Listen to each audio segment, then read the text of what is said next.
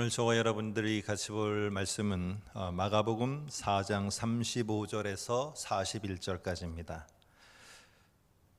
그날 저물 때에 제자들에게 이르시되 우리가 저편으로 건너가자 하시니 그들이 무리를 떠나 예수를 배에 계신 그대로 모시고 가매 다른 배들도 함께 하더니 큰 광풍이 일어나며 물결이 배에 부딪혀 들어와 배에 가득하게 되었더라.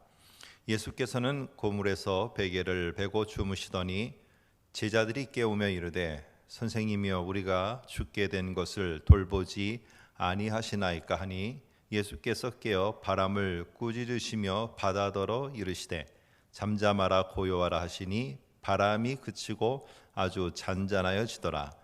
이에 제자들에게 이르시되 어찌하여 이렇게 무서워하느냐 너희가 어찌 믿음이 없느냐 하시니 그들이 심히 두려워하여 서로 말하되 그가 누구이기에 바람과 바다도 순종하는가 하였더라. 아멘. 오늘 저와 여러분들이 읽은 이 본문은 이 제자들이 예수님과 함께 갈릴리 바다를 건너다가 풍랑을 만나게 대한 이야기입니다. 풍랑을 만나서 죽게 된 제자들을 예수님께서는 풍랑을 잔잔하게 하시고 구원하시고 그들의 여정을 잘 마쳤다는 이야기입니다. 우리가 너무나 잘 아는 이야기죠. 그리고 또 너무나 많이 들었던 이야기입니다. 이렇게 예수님께서 풍랑을 잔잔하게 하시고 제자들을 구원하신 이 이야기는 당시에 로마의 박해로 인해 힘든 시간을 그렇게 보내고 있었던 초대교회들에게 어떤 위로와 격려를 주었을까요? 그리고 이 이야기는 우리들에게 또 어떤 메시지로 위로와 격려를 주고 있는 것일까? 한번 저와 여러분들이 본문을 통해서 생각해 보려고 합니다. 먼저 이야기는 4장 35절에 보면은 예수님께서 제자들에게 우리가 저편으로 건너가자라고 말씀하시면서 이렇게 이야기가 시작됩니다. 그런데 우리는 여기서 저편으로 건너가자라는 이 말을 그저 의미 없이 지나갈 수 있지만은 우리가 여기에 초점을 두고 잘 기억해 두었다가 5장 1절을 보면은 그 저편 바다 건너편이 거라사인의 지방이었다. 5장 1절에 이렇게 말하고 있는 걸 봅니다. 그러니까 중요한 것은 저편으로 그냥 건너가자라는 것이 그냥 무의미한 게 아니라 저편이라는 게 거라사 지방이라는 것이 아주 중요하다는 사실이죠. 그래서 이 거라사라는 이 지역이 이 지방이 어떤 것인가 어떤 곳인가를 설명하기 위해서 이 마가복음 5장에는요 아주 이게 반복되는 단어들이 있습니다. 특별히 전반부 5장 1절서부터 5절까지는 계속 반복되는 단어가 2절, 3절, 5절에 나오는 무덤이라는 단어가 계속적으로 반복이 돼서 나오고 있습니다. 그리고 뒤쪽 그 다음으로 보면은 9절서부터 보면은 11절, 12절, 13절 여기 뒤로 보면은 계속적으로 나오는 말이 돼지라는 말이 나옵니다. 물론 16절에도 나오고요. 이렇게 무덤이라는 말과 돼지라는 말을 아주 강조하면서 반복적으로 사용하고 있으면서 거라사 지방의 특징이 무덤과 돼지라는 아주 이런 말들로다가 가득 차도록 설명을 하고 있습니다. 여러분들 그 유대인의 법에 의하면은 돼지는 이게 불결한 동물입니다. 그래서 돼지 고기는 유대인들에게 있어서 금지된 음식 가운데 하나입니다. 그런데 이런 금지된 음식, 금지된 동물, 불결한 동물인 돼지를 반복해서 언급하고 있다는 것은요, 분명히 이곳이 정결하지 못한 이방인 지역이라는 것을 아주 명백하게 마가복음은 드러내놓고 말하고 싶은 것입니다. 이스라엘 백성들은 자기를 선택된 백성들이라고 강조하고 자부심을 갖고 살아갔어요. 그러다 보니까 자기들만에 있어서 하나님의 구원이 있고 다른 민족들은 모두가 다 하나님의 심판의 대상이다라고 이렇게 여겼습니다. 그래서 그 심판의 대상자들, 그러니까 어느 나라든지 상관없이 자기의 이스라엘 민족이 아니면은 모두가 다 심판의 대상자들입니다. 그런 이스라엘을 뺀 모든 민족을 하나님의 심판을 받는 대상자들로 보았는데요. 그런 대상자들을 일컫는 말이 이방인이라는 말입니다.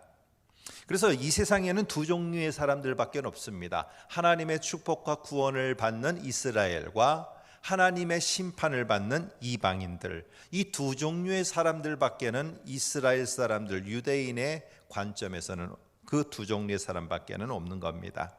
그런데 이러한 이방인들, 하나님의 심판을 받는 그런 이방인들을 표현하는 또 다른 우화적인 표현, 그러니까 그 사람들을 좀 폄하하면서 이렇게 표현하는 유대인들의 독특한 표현이 있습니다. 그게 바로 뭐냐면은 무덤가에 앉아서 돼지고기를 뜯어먹고 있는 자들이라는 이런 표현은 바로 이방인들을 조금 폄하해서 유대인들이 부르는, 표현하는 방식이었습니다. 유대인들은 오랜 시간 동안 이런 이방인들과 불결하는 것들로부터 분리하는 삶을 배웠고 그것을 하나의 법과 그들의 규례로다가 여기고 지키고 살았습니다. 그 이방인 땅은, 이방인 사람들은 하나님의 저주가 임한 곳이에요. 그래서 그 사람들을 만나거나 그 땅을 피해 다니지만 우연히 그 땅을 지나게 되면은 하나님의 저주가 자기들의 몸에, 의복에 붙었을까 봐 그곳에서 먼지를 다 털어버리고는 그리고는 그 지역을 떠나게 됐습니다. 여러분, 제가 이렇게 장황하게 설명하는 이유가 뭡니까? 이 지역은 지금 예수님이 건너편으로 가자라고 한 그 거라사라는 지역은 이스라엘 사람들에게는 참 불편한 곳입니다. 그리고 그러한 불편한 곳에 예수님이 제자들에게 지금 가자고 하시는 겁니다. 여러분, 제자들이 이 권유를 받았을 때 제자들은 기뻤을까요? 그렇지 않았을 것 같습니다. 그 이방인 사람들이고 이방인 지역이고 그곳에 내가 왜 가야 되지? 그곳에서 내가 왜 일을 해야 되지? 그곳에서 내가 왜 예수님을 따라서 뭔가를 해야 되지? 그들은 그것이 이해가 되지 않았을 것이고 그것이 그들에게는 상당히 불편한 일이었을 것입니다. 구약에도 이러한 유사한 이야기가 우리들에게 들려지죠. 하나님께서는 요나에게 니느웨 성에 가서 하나님이 시키는 말씀을 전하고 그리고 하나님이 시키는 일을 하라고 말하십니다. 그런데 이 니느웨는 이스라엘의 원수이고 이스라엘의 가장 괴롭혔던 나라 아수르의 수도예요. 여러분, 그 지역에, 아수르라는 지역에 가서 지금 하나님께서 요나에게 시키는 말을 전하고 그리고 그곳에서 하나님의 일을 하라는 것입니다. 여러분, 요나가 얼마나 불편했겠습니까? 우리의 원수인 그 나라에 가서 내가 하나님의 말씀을 대언하는 선지자로서 이스라엘이 아닌 그 나라에 가서, 원수의 나라에 가서 해야 된다는 거, 그것이 한편으로는 불편했지만 다른 한편으로는 상당히 두려웠을 겁니다. 그렇기 때문에 요나가 이런 두려움과 불편을 피해서 자기가 숨기 위해서 다른 곳을 찾아간다는 거, 어쩌면 우리가 요나의 입장이라면은 이해가 될 만한 상황입니다. 여러분, 우리들은 지금 저편의 상황을 바라보면서 참 그거는 내가 불편하다라고 생각되는 그 일들이 저와 여러분에게도 분명히 있을 겁니다. 참으로 저 일은 안 했으면 좋겠는데 라고 생각되는 그 일이 분명히 있을 거예요. 지금 여기가 이 갈릴리 바다 서쪽인 이스라엘 땅이 우리들에게는 축복의 땅이고 우리가 거하는 땅인데 왜 불편한 땅에 불편한 일을 위해서 우리가 가야 되느냐? 이것처럼 우리도 왜 내가 그것을 해야 되지? 우리들의 생각과 또 우리들의 경험한 것들이요, 그리고 또 우리가 학습되어진 것들, 이런 걸 갖고 판단할 때는 내가 지금 그것을 할 수 있겠어? 야, 그 일이 지금 맞는 일이야? 지금 그곳에 내가 가서 그 일을 한다고 해도 어떤 효과가 나타나겠어? 지금 나한테는 참 안 어울리는 일이야. 여러 가지의 우리들 속에, 우리들 생각 속에, 경험 속에, 학습된 것 속에 저편의 상황을 보며 저편에서 이루어져서 또 내가 감당해야 될 일을 바라보면서 우리는 여러 가지를 생각하고 판단하고 그러면서 그 일을 거부하고 포기하고 불가능한 것으로 결정하려고 할 때가 많습니다. 여러분, 그런데 오늘 제자들에게도 그랬고 우리들에게도 그랬고 저편에서 지금 하나님이 어떤 큰 일을 준비하고 계시는가, 여러분, 우리는 모릅니다. 우리는 내 생각에는 그저 그 일이 안 될 것 같고 그 일이 불가능하고 그 일이 나하고는 어울리지 않는다라고 하면서 포기하는지 모르지만은 하나님은 그곳에서 우리를 통해서 어떤 큰 일을 지금 계획하고 준비하고 열어가실지, 중요한 것은 우리가 그 불편해 보이는 그 상황과 불편해 보이는 그 건너편을 향해서 내가 믿음으로 나아갈 수 있느냐 하는 것입니다. 오늘 이런 모습 속에서 저편에 건너가서 하나님이 하셨던, 계획하셨던 그 일을 보기까지 우리는 짐작으로 판단하고 단정 지을 수가 없어요. 거기서 어떤 큰 일이 일어날 줄 누가 알겠습니까? 요나가 그렇게 가기 싫어했던 니느웨 성 사람들이 요나의 대충 전하는 메시지를 통해서도 회개하는 역사가 일어나게 되었는데, 그 일을 감히 이스라엘 사람 가운데 누가 상상이나 했겠습니까? 우리들에게 중요한 것은 그곳에 대한 나의 판단과 나의 단정이 아니라 내가 그곳으로 가고 그곳에 하나님이 함께 하시고 그곳에서 뭔가 준비하시는 큰 일이 있다는 것에 대해서 내가 믿음으로 하나님과 동행하며 건너편으로 갈 수 있느냐 하는 것입니다. 그리고 그 일을 향해서 내가 지금 예수 그리스도와 동행하며 그분의 부르심에 순종하고 갈 수 있는가 하는 것입니다. 오늘 저와 여러분들이 한번 이렇게 이제 본문을 읽어 내려가기 전에 한번 우리가 이런 생각을 한번 해보시기 바랍니다. 지금 바닷가에서, 해변가에서 건너편 해변가로 지금 건너가고 있지 않습니까? 그러면은 당연하게 건너편 해변가에서 처음으로 만날 가능성이 있는 직업군이 누구이겠습니까? 물론 우리가 생각하는 것처럼 어부들일 것입니다. 고기를 잡은 사람이나 아니면 그물을 손질한 사람이나 여러 가지 물고기를 분류하는 사람이나 배를 수선하는 사람이나, 우리는 아마 건너편으로 갔을 때 제일 먼저 이 제자들과 예수님이 만날 가능성이 높은 직업군은 어부일 것입니다. 그런데 이상하게도 여러 부류의 사람들을 분명히 예수님께서 어부들을 위시해서 만났을 터인데, 오늘 마가복음에 보니까 5장에 보니까 이 일행들이 처음으로 만난 사람을 5장 2절에 보니까 더러운 귀신 들린 사람이 무덤 사이에서 나와 예수를 만나니라 라고 이렇게 되어 있습니다. 사실은 우리나라와 다르게 이스라엘은 이 무덤이 동굴입니다. 근데 동굴은 해변가에 있는 게 아니라 산 중턱에 주로 있습니다. 근데 산 중턱에 거하고 있는 귀신 들린 자가 제일 먼저 예수님의 일행을 맞이했다라고 이 마가복음은 기록하고 우리들에게 강조하고 있습니다. 여러분, 다른 부류도 있고 다른 직업군도 분명히 더 가까이에 있었을 텐데 왜 마가복음 5장 2절에서는 예수님 일행이 처음 만난 자를 귀신 들린 자라고 이렇게 강조하면서 표현하고 있는 걸까요? 그리고 그가 고침받은 이야기에만 관심을 두면서 오늘 5장의 전반부를 써내려가고 있습니다. 여러분, 예수님이 함께한 제자들의 일행이 이 거라사 지역에 도착했을 때 결국에 사탄의 통치가 예수 그리스도에 의해서 물러가고 하나님의 통치가 임하여서 귀신 들린 자가 고침을 받게 되고, 그를 통해서 이 거라사를 포괄하고 있는 데가볼리라는 이 더 큰 행정구역 전체가 새로운 변화가 일어나게 됐다는 것을 오늘 5장은 강조하고 싶은 겁니다. 다시 말해서 오늘 예수님과 제자들의 일행이 그 낯선 곳 그리고 불편한 곳, 그리고 가고 싶지 않았던 그 일, 바로 거라사 땅에 발을 내딛게 되었을 때 오늘 예수 그리스도를 통해서 놀라운 큰 일이 벌어졌는데, 바로 그것이 사탄의 통치가 물러가고 하나님의 다스림이 임하게 되었다는 겁니다.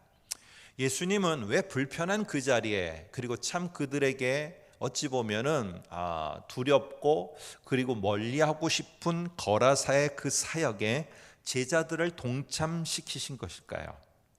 예수님이 불편함을 몰랐을까요?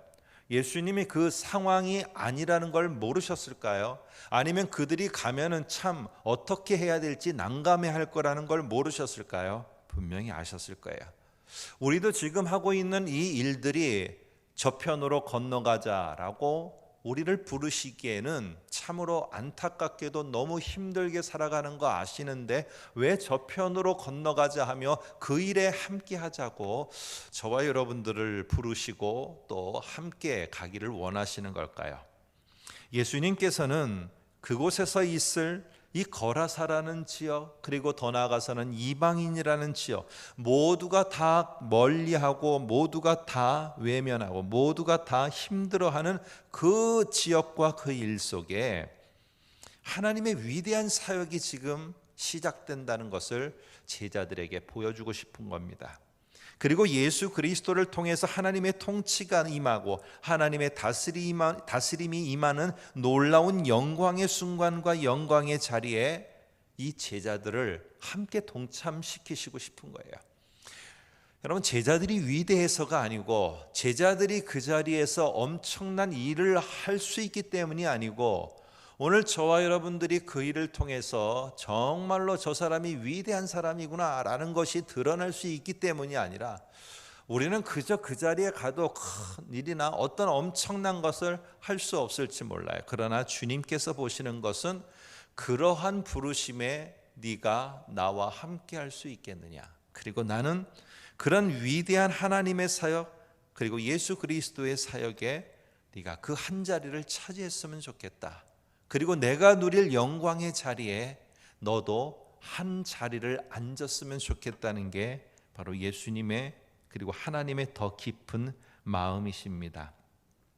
여러분, 오늘 예수님은요, 당신이 이런 하나님의 능력을 가진 하나님으로부터 보냄을 받은 하나님의 아들이라는 것을 깨닫도록 하고, 그런 하나님의 아들이심에 대한 복음 선포가 이스라엘 땅만 아니라 이방인 땅에도 퍼져지게 되는 이 놀라운 증거들을 제자들이 보기를 원하셨던 겁니다.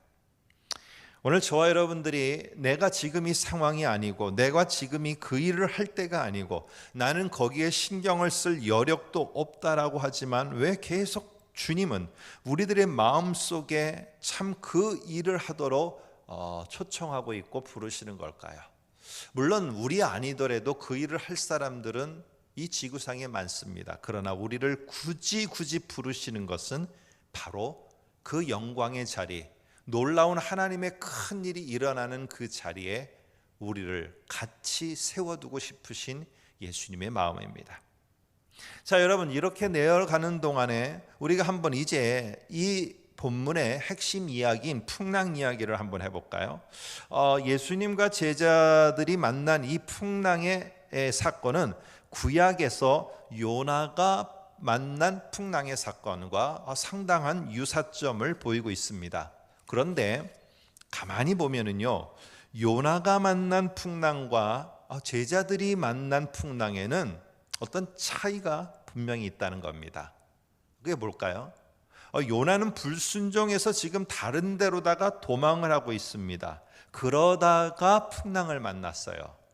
그런데 제자들은 지금 불편하던, 자기들이 좀 꺼려하던 여러 가지 원인이 있지만은 어쨌든 예수님이 가자고 하는 것에 순종해서 지금 건너편으로 예수님의 권유와 말씀에 순종하며 가다가 풍랑을 만났고, 요나는 불순종하고 도망가다가 풍랑을 만났다는 겁니다. 여러분, 요나서를 보면은 요나가 만난 풍랑은 명백하게 하나님이 보내신 것인 것이 분명하게 드러납니다. 그런데 우리가 여기서 잠깐 오해하고 넘어갈 수 있는 것은요, 하나님께서 불순종하니까 요나에게 막 심판을 내리기 위해서 풍랑을 보내고 그 풍랑을 통해서 요나를 막 죽이려고 하셨다, 이렇게 보면은 안 될 것 같습니다.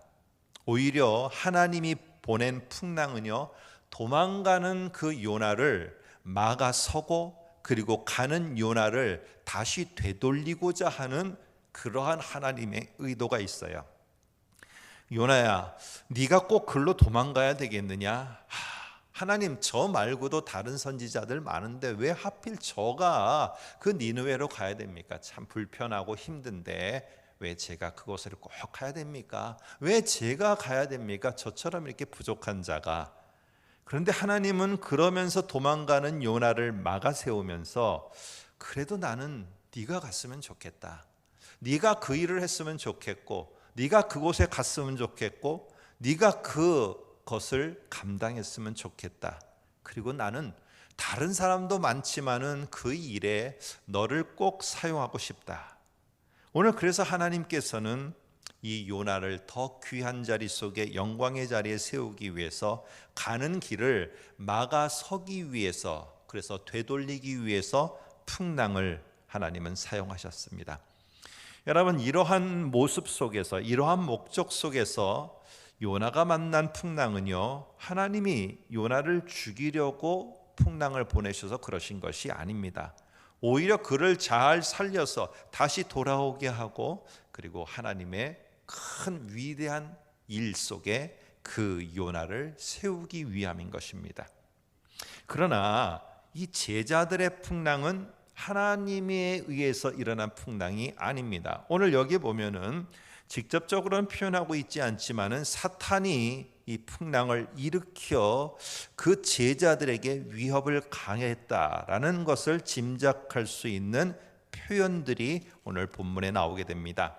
한번 여러분께서 저와 같이 4장 39절을 한번 보겠습니다. 이렇게 말합니다. 예수께서 깨어 바람을 꾸짖으시며 바다더러 이르시되 잠잠하라 고요하라 하시니 그치고 아주 잔잔하여 진지라. 여기 보니까 꾸짖었다는 말과 그리고 잠잠하라 고요하라고 하니까 잔잔해졌다라는 이 표현들은 사실은 마가복음 1장 25절에서 이 가버나움에서 예수님께서 귀신 들린 자를 만나게 됩니다. 그런데 귀신 들린 자에게 했던 말, 1장 25절 한번 제가 읽어드릴게요.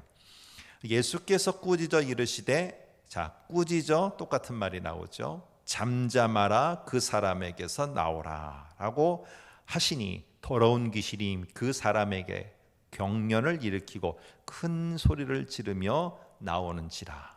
여기 보니까 꾸짖다 잠잠하다라는 똑같은 표현이 귀신 들린 자, 다시 말해서 귀신에게 하는 말과 동일하다는 거죠.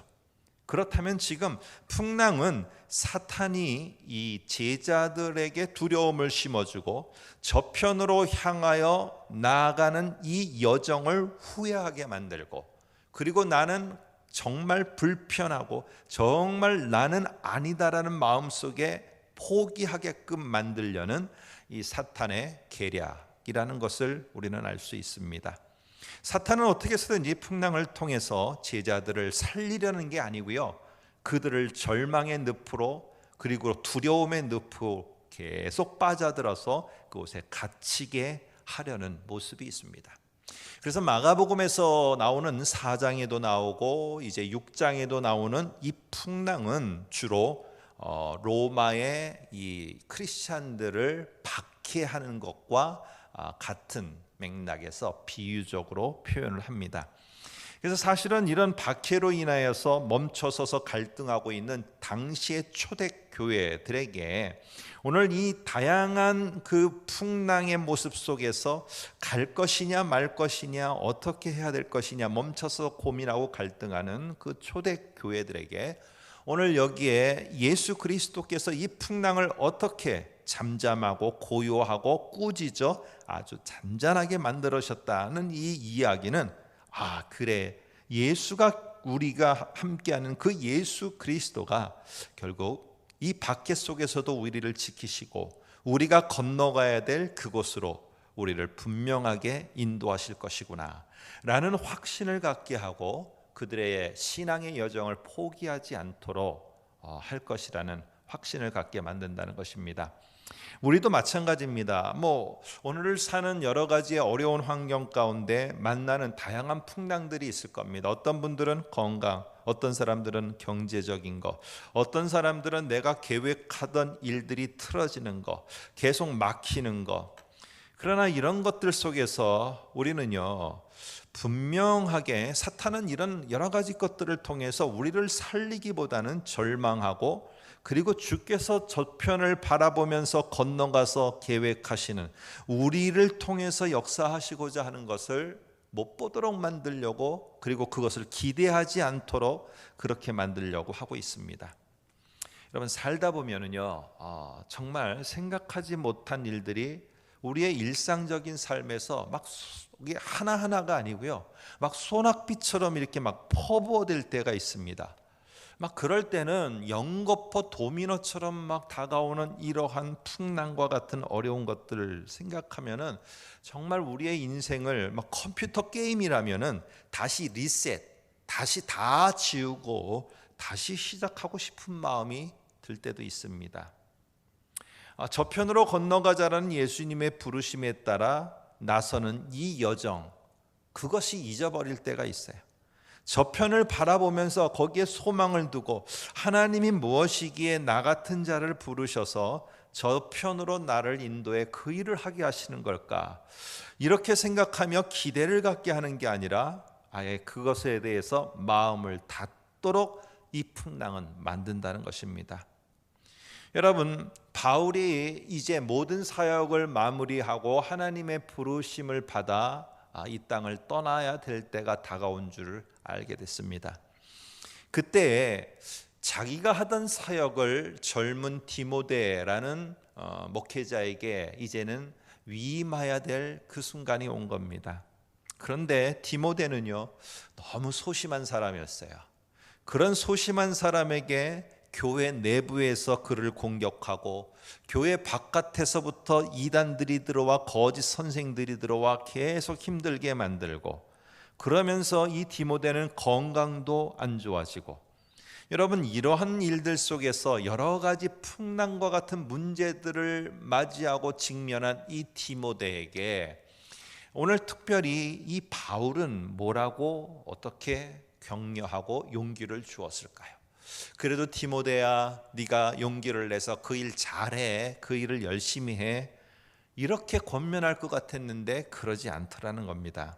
디모데후서 1장 7절에 보니까 하나님이 우리에게 주신 것은 디모데야, 두려워하는 마음이 아니요 오직 능력과 사랑과 절제하는 마음이다. 디모데야, 그러니까 네가 어떤 일을 할지, 그 일을 할지 못할지가 아니라 네 내면에 있는 두려워하는 것부터 사라지게 하고, 그 두려워하는 것이 아니라 하나님이 주신 것은 우리에게 능력과 사랑과 그리고 인내하며 절제하며 끝까지 버텨 나아가는 것, 이것을 주셨으니까 디모데야, 네가 끝까지 하나님을 신뢰하고 용기를 가져라 라고 그의 마음을 추스리는 걸 보게 됩니다.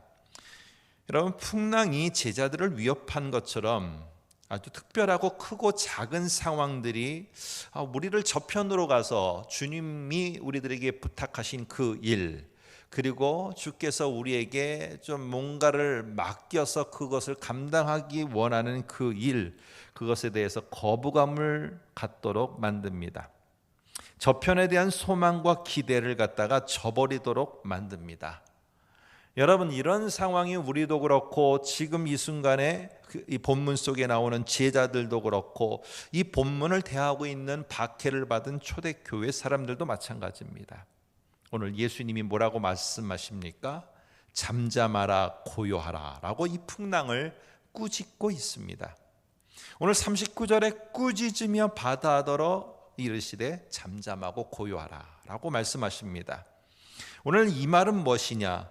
아무리 풍랑, 네가 나와 동행하는 제자들을 갖다가 아무리 막아선다 할지라도 나는 그 제자들을 구원할 것이고, 나와 이 제자들이 이 바다 건너, 이 갈릴리 호수 바다 건너인 거라사에 가는데 반드시 도착하게 될 것이고, 너는 어떤 것들을 통해서도 가로막지 못할 것이다 하면서 오늘 분명하고도 명확하게 풍랑을 잠재워 버리는 것을 보게 됩니다.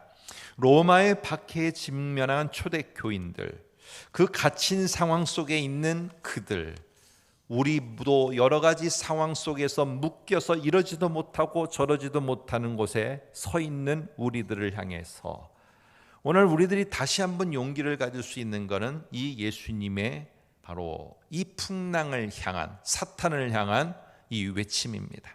사탄아 잠잠하라, 나의 교회를 절대 무너뜨릴 수 없다. 그렇게 하시면서 사탄을 꾸짖고 박해로 인하여서 고통과 고난 속에 있는 교회들을 다시 일으켜 세우시는 분, 그게 바로 예수 그리스도이십니다. 그래서 4장 오늘 여기에 보면은 39절에서는 예수께서 깨어 바람을 꾸짖으시며 라고 이렇게 말하지만은 5장에서는 귀신 들린 자, 그 자를 향해서, 귀신을 향해서는요 뭐라고 하느냐 하면은 쫓아냈다라고 합니다. 좀 더 확대해서 행하시는 것을 보게 됩니다. 여러분, 제자들은 결국에 나중에 가서 한 단계 한 단계 한 단계 가면서 여러분과 제가 잘 아는 것처럼 예루살렘을 넘어 유다를 넘어 사마리아를 넘어서 결국 이방인 땅으로, 이방인들을 향해서 예수의 복음을 전하는 그 위대한 사역에 함께하는 것을 보게 됩니다. 오늘 교회도 마찬가지입니다. 박해로 인하여서, 로마의 그 힘든 박해로 인하여서 무너질 것 같았던 예수의 교회들이 여러분 시간이 지나면서 어떻게 됐습니까? 그 교회들은 세상에 더욱더 많이 흩어지게 되어졌고, 봄날에 흩어지는 그 뿌려지는 씨들처럼 이곳저곳으로 다 뿌려져 흩어져서 2000여 년이 지난 지금은 수많은 곳에 하나님과 예수 그리스도의 교회들이 더욱더 번성하여 세워지게 되었다는 것입니다. 오늘 예수 그리스도가 함께 하시면서 분명하게 우리들에게 같이 말씀하십니다. 어떤 풍랑이 너에게 온다 할지라도 우리가 가야 될 저 건너편에 우리는 반드시 가게 될 것이고, 거기서 너와 함께 하고자 했던 그 일은 반드시 해나가리라. 이게 바로 하나님과 예수 그리스도가 우리에게 약속하시는 말씀입니다. 오늘 그러면서 오늘 4장 30절을 보시면은 이렇게 말합니다. 내가 함께 건너고 있는데 어찌 이렇게 무서워하느냐? 어찌하여 이렇게 무서워하느냐? 너희가 어찌 믿음 없는 모습을 보이느냐라고 말씀합니다. 물론 한편으로는 믿음 없는 제자들을 지금 꾸짖고 있는 것을 우리는 알 수 있습니다. 그러나 다른 한편으로는 이렇게도 격려하는 게 있겠죠. 내가 지금 너하고 함께 하는데 교회들아, 그리고 또 사랑하는 성도들아, 그리고 나의 제자들아, 너무 두려워하지 말아라. 무서워하지 말아라. 너희가 믿음 없음으로 그것을 갖다가 포기하지 말아라. 내가 함께하기 때문에, 내가 너를 붙들고 있기 때문에 우리는 반드시 저 건너편으로 건너갈 것이고, 너희들이 지금 앞으로 정말로 해야 될 것이 무엇인가, 그 위대하고도 큰 일을 거라사에서 보게 될 것이다. 그리고 너희가 어떻게 하나님이 이 교회들을 이 땅에 세워가는지를 너희와 너희의 오는 후대들이 분명하게 될 것이다. 힘들고 어렵지만은 너희를 향해서 나의 이 확신하는 말씀을 지키고 간다면은 건너편에서 일어날 수많은 큰 일들을 사랑하는 나의 제자들이여, 성도들이여, 너희들이 볼 것이니 너희 앞에 당한 이 풍랑으로 인해서 저 건너편을 정말로 포기하지 않기를 원한다. 끝까지 인내하면서 저편에 도달할 것을 확신하면서 그 저편에서 일어날 큰 일을 기대하고 나가면 좋겠다. 이게 바로 예수 그리스도가 우리들과 그 초대교회들에게 믿음을 다시 복돋아 주면서 우리를 격려하고 있는 말씀입니다. 여러분, 오늘 여기에 보면은 실제로 제자들은 그들의 관점과 초점이 풍랑이었습니다. 그러니까 우리도 이 이야기의 제목을 붙인다면은 아마 풍랑을 잔잔케 하신 예수님이라는 이런 제목을 붙일 것 같아요. 왜냐하면은 우리도 관심이 다 풍랑이에요. 제자들도 관심이 풍랑이에요. 그래서 38절에 보니까 이렇게 말합니다. 예수께서 고물에서 베개를 베고 주무시더니 제자들이 깨우며 이르되 선생님이여 우리가 죽게 된 것을 돌보지 않고 지금 뭐 하십니까? 라고 말하며 오늘 이 제자들의 온통 초점은 풍랑이었습니다. 오늘 이런데 예수님은요 어디에 초점을 두고 계실까요? 이 밑에 배 밑에서 베개를 베고 주무시는 것을 보게 됩니다. 예수님의 정말 중요한 초점은 어디 있느냐? 오늘 여기에 보니까 35절에 시작한 저편으로 건너가자 5장 1절에 보니까 건너편 거라사 지방에 이르렀더라. 오늘 예수님의 초점은 다시 말해서 이 갈릴리 호수 건너편인 거라사에 도착하는 것, 이게 예수님의 초점이었습니다. 자, 그러면은 이 갈릴리 호수 서편에서 갈릴리 호수 동편으로 가는 게 이게 목적이에요. 그러면 그 중간에 있는 이 풍랑이라는 것은 예수님의 관점 속에서는, 예수님의 초점 속에서는 이 풍랑은 내가 여기에서 무너져 절망하며 좌절하며 포기하며 죽는 게 아니고요. 풍랑은 거기에 용기를 내서 넘어서야 될 일입니다. 풍랑은 이겨내야 될 일이에요. 근데 오늘 예수님의 제자들은 보니까 이 풍랑에 지금 갇혀 있어요. 이 풍랑에 갇혀 있으니까 이 풍랑은 넘어서야 될 일로 생각하지 않고 이 풍랑의 소용돌이 속에 갇혀서 건너편도 잊어버리게 되고 내가 지금 주님과 함께 어디로 가야 되는지 무엇을 위해서 가야 되는지도 잊어버리고 오로지 풍랑에 갇혀서 자기의 인생이 끝났다라고만 생각하게 되어지고 거기에 초점만 두게 됩니다.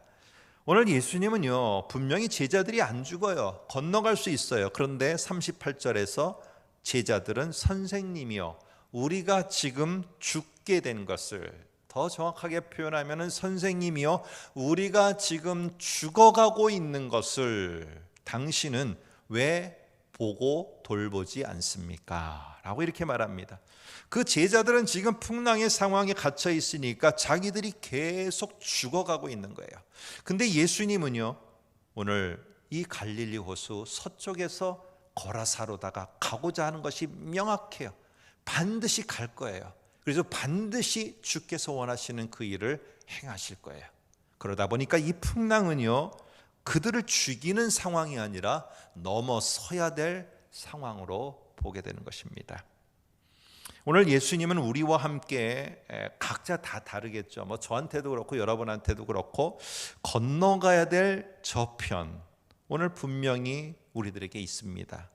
근데 우리들 앞에는 풍랑과 같은 상황이 분명히 우리를 기다리고 있다는 거예요. 근데 이 상황에서 우리는 죽어가고 있다라고 여기고 포기할 것이냐, 절망할 것이냐, 아니면 주님이 함께 하시니까 반드시 우리는 저편에 건너간다라는 확신과 함께 주님을 믿으면서 이 풍랑을 이겨나가야 될 것이냐. 오늘 이 속에서 이 마가복음은 우리들이 이 풍랑을 이겨나갈 수 있음을 우리가 보고 그것을 믿고 신뢰하고 나가기를 전하고 있습니다. 여러분, 제자들이 호수 저편으로 나아가지 못하게 한 진짜 큰 문제는 뭘까요? 우리는 자꾸 여기 보니까 풍랑의 이야기, 풍랑을 잔잔케 한 이야기라고 하니까 또 지금까지 우리가 보니까 박해라는 상황, 그리고 우리들에 있어서의 여러 가지 풍랑과 같은 외면적인 표면적인 상황, 이렇게 보니까 가장 큰 문제는 여기 성경으로 표현하면은, 본문에서 우리가 표현하면은 풍랑인 것처럼 오늘 생각들어요. 근데 예수님이 함께 하시면서 이 풍랑은요 한순간에 잔잔케 만들어 버리셨다는 거예요. 근데 예수님이 제자들을 향해서, 제자들을 보면서 더 심각하게 생각하고 있었던 문제는 초대교회를 향해서 더 심각하게 보고 있었던 문제는 오늘 우리를 향해서도 더 심각하게 안타까워하며 보고 있는 문제는 표면적인 풍랑이 아니라는 사실입니다. 오늘 여기에 보니까 41절에 이렇게 말하고 있습니다. 그들이 심히 두려워하여 서로 말하되 그가 누구이기에 바람과 바다도 순종하는가. 오늘 이들에게 있어서 진짜 큰 더 중요한 문제는 표면적인 풍랑이나 표면적인 것 이전에 더 중요한 문제는 내면에 있었습니다.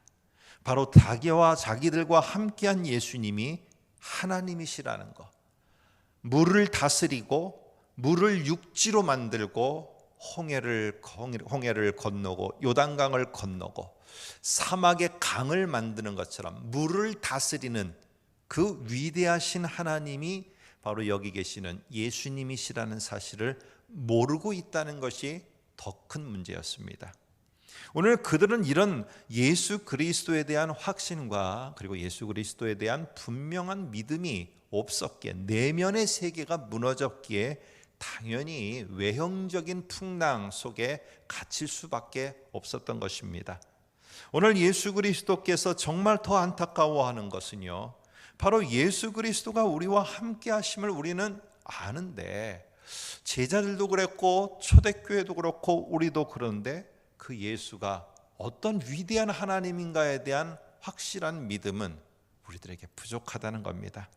오늘 이것을 다시 한번 일으켜서 다시 한번 회복해서 오늘 제자들과 그리고 초대교회와 우리들 속에 우리들과 지금 함께하고 있는 그 예수님이 정말 바다를 갈라서 육지를 만들고 사막의 강을 만들어서 새로운 세상을 만들기에 충분한 능력의 하나님, 그분이 바로 나와 함께하는 예수 그리스도 하나님이시구나. 이러한 분명한 믿음과 신뢰가 회복되는 것이 바로 우리들에게 더 중요한 사항이라는 것입니다. 오늘 저와 여러분들에게 너무 외형적인 풍랑 이야기 해서 우리들에게 풍랑은 무엇인가, 우리들에게 문제는 무엇인가, 우리들에게 외형적인 것은 어떤 것인가, 여기에 너무 몰두한 나머지 우리와 함께하는 예수가 그 능력의 하나님인 것을 잊지 않기를 원합니다. 오늘 그 예수 그리스도를 다시 우리가 분명히 깨닫고 믿고 신뢰하고 나갈 때 우리는 반드시 건너편으로 가게 될 것이고, 우리는 반드시 초대교회처럼 이 땅에 하나님의 교회를 든든히 세워나가게 될 줄로 믿습니다. 풍랑은 예수님이 계획하신 오늘 이 여정 속의 일부이지 절대 전부가 아니라는 겁니다. 오늘 이건 뭔 말합니까? 예수님의 큰 계획과 여정 속의 일부라면은요, 오늘 이거는 우리가 넘어가야 되는 문제예요. 지나가는 길목에 있는 문제라는 것입니다. 사탄은 풍랑을 통해서 우리가 예수와 함께 저편으로 건너가는 것을요 막으려 하지만은 절대로 예수 그리스도가 우리와 함께 하시는 한 그 일은 없던 일로 될 수 없습니다. 왜? 예수가 함께 하시면서 반드시 건너가 그 일을 이루실 것이기 때문에 그렇다는 것입니다. 저와 여러분에게도 지금 이 풍랑을 넘어서서 가야 될 저편이 기다리고 있습니다. 오늘 하나님 우리들에게 그곳에서 어떤 위대한 일, 내가 뭔가를 통해서 큰 업적을 이루는 일, 그거를 기대하시는 게 아니고요, 오늘 하나님 주님 그분이 나와 함께 하시기에 내가 그분을 믿고 내가 발을 내디디며 나아갑니다 라는 이 믿음의 고백과 함께 한 걸음 내딛기를 원하십니다. 저편에서 하나님의 큰 일 행하심이 오늘 우리들의 작은 순종, 하나님 내가 부족하지만은 당신이 부르시기에 내가 그곳에 발을 내딛고 내가 그 일을 시작합니다. 내가 그 일을 못 이루면은 내 자식의 자식들, 그 후손의 후손들이 그 일을 이룰 것을 믿고 내가 시작하오니 하나님 함께 하시면서 하나님이 반드시 그 일을 이루어 주십시오. 이렇게 고백하고 오늘 하나님이 저편에 부르실 때 우리가 기꺼이 순종하면서 하나님의 큰 일이 세워져 가는데 귀한 통로로 사용되어지는 저와 여러분 되시기를 주님의 이름으로 축복합니다. 기도하겠습니다. 하나님 아버지, 우리 모두는 예수님의 부르심에 저편으로 나아가고 있는 도중에 있습니다. 이런 상황 저런 상황으로 이 나라와 세계 곳곳이 어렵고 힘든 풍랑과 같은 상황에 하나님 직면해 있는데, 이런 풍랑과 같은 상황 속에서 그 풍랑을 잔잔케 하시고 우리 주께서 특별히 귀한 하나님의 백성들, 하나님의 교회를 반드시 저편에 세워서 이루고자 하시는 일을 이루어 가실 줄로 저희들이 믿고 순종하고 나아가게 하여 주시옵소서. 예수님의 이름으로 기도하옵나이다. 아멘. 지금은 우리 주 예수 그리스도의 은혜와 하나님의 사랑하심과 성령의 교통하시며 인도하심이 오늘 우리가 직면한 어떠한 외형적인 것보다 더 중요한, 오늘 우리와 함께 하시는 그 하나님이 위대한 능력의 하나님인 것을 잊지 않고 그 풍랑과 문제를 우리가 이겨 나가기로 결단하는 귀한 하나님의 백성들과 그들의 터전들과 앞날 위에 이제로부터 영원토록 함께 있을지어다. 아멘.